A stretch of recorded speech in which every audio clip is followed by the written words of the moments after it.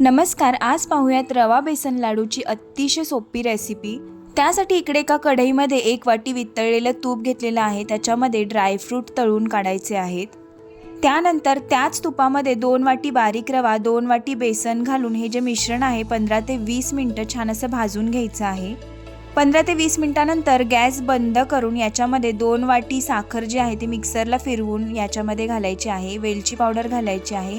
हे सर्व एकजीव करून झाकण ठेवून 10 मिनिटं कोमट होऊ द्यायचं आहे। 10 मिनिटानंतर तयार मिश्रण मिक्सरला फिरवून घ्यायचं आहे। ड्रायफ्रूट्स घालून घ्यायचे आहेत आणि मिश्रण कोमट असतानाच आपण याचे लाडू वळून घ्यायचे आहेत। रेसिपीचा डिटेल व्हिडिओ मी माझ्या यूट्यूब चॅनलवरती अपलोड केलेला आहे, तिथे जाऊन तुम्ही बघू शकता।